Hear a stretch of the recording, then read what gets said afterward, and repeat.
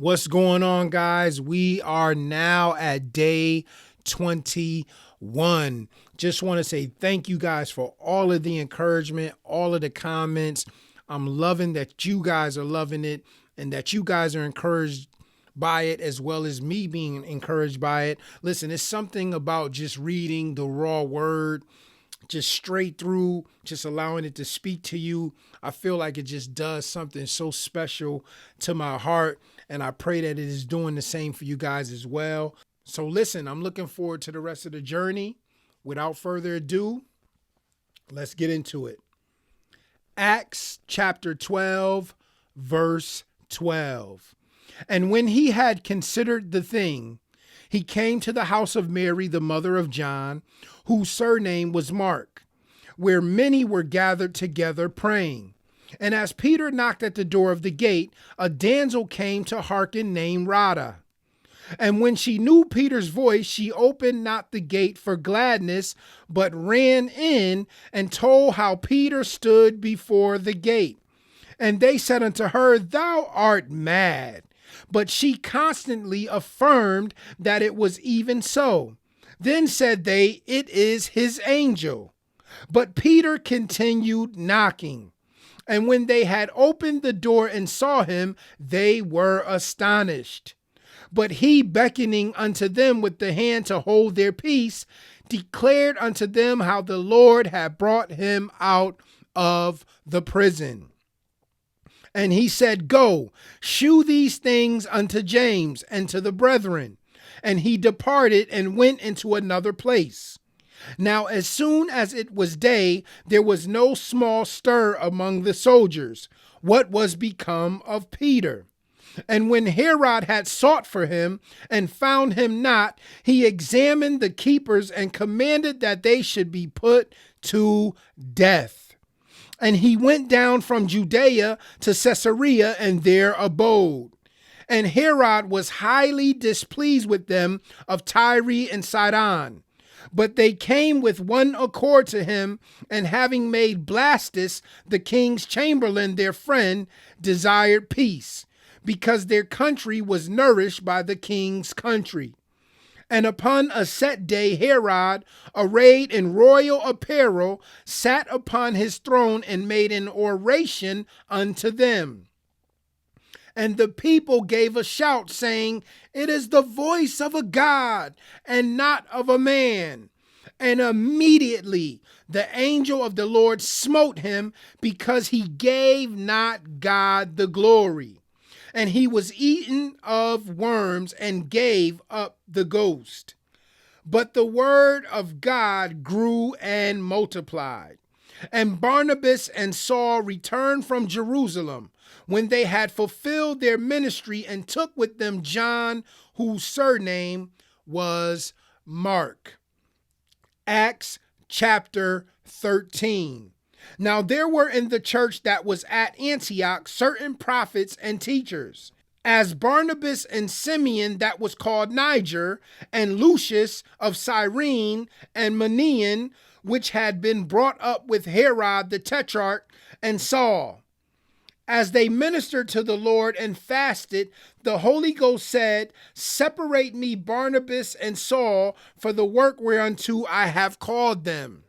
And when they had fasted and prayed and laid their hands on them, they sent them away.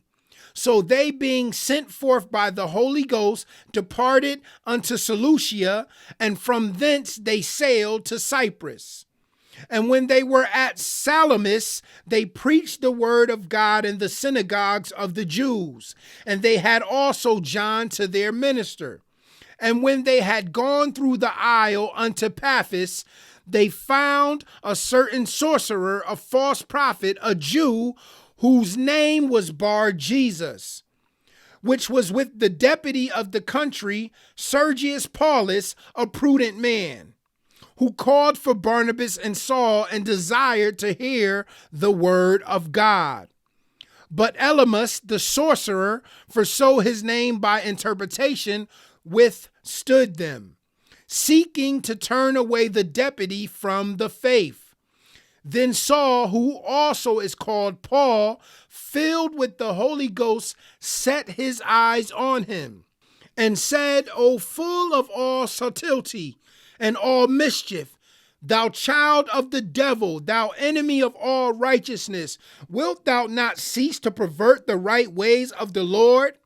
And now behold, the hand of the Lord is upon thee, and thou shalt be blind, not seeing the sun for a season.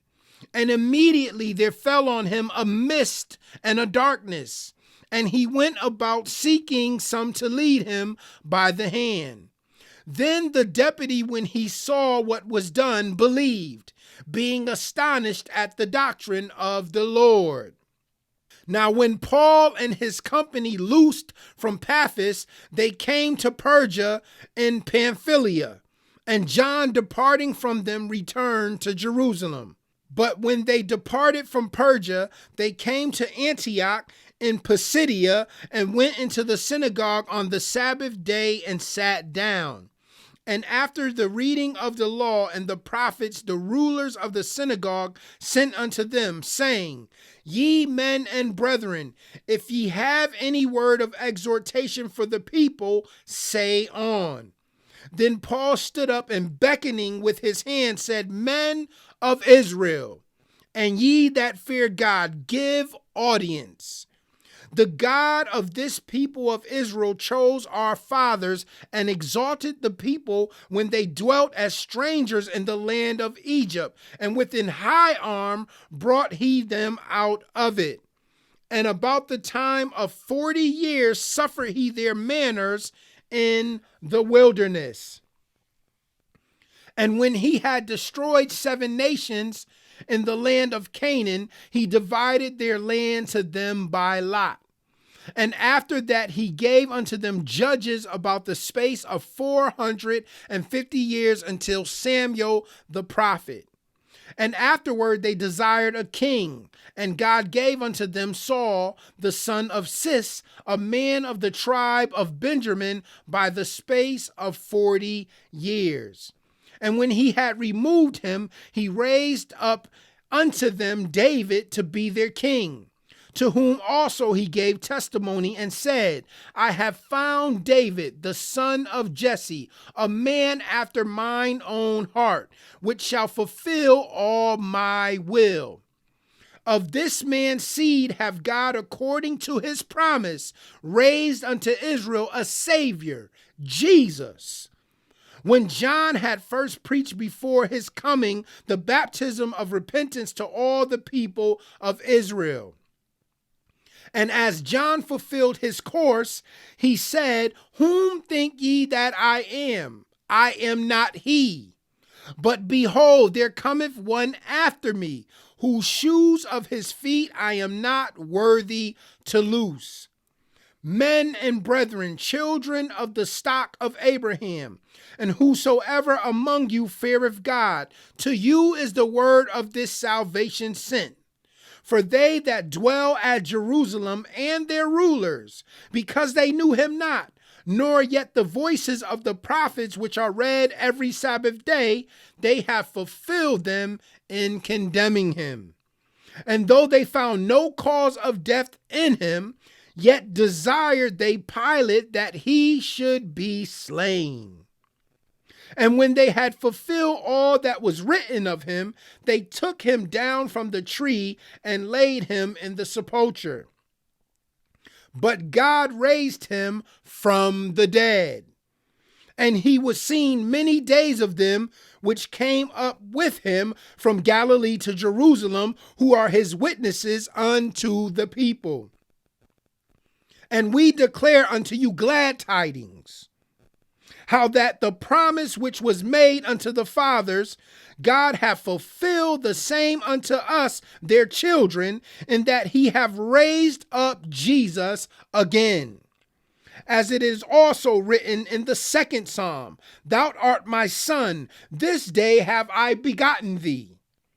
And as concerning that he raised him up from the dead, now no more to return to corruption, he said on this wise, I will give you the sure mercies of David. Wherefore he saith also in another psalm, Thou shalt not suffer thine Holy One to see corruption. For David, after he had served his own generation by the will of God, fell on sleep and was laid unto his fathers and saw corruption. But he whom God raised again saw no corruption.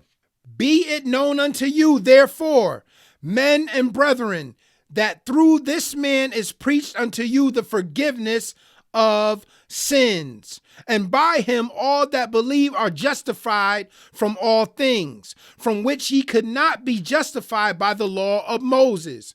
Beware therefore, lest that come upon you which is spoken of in the prophets. Behold ye despisers, and wonder and perish, for I work a work in your days, a work which ye shall in no wise believe, though a man declare it unto you.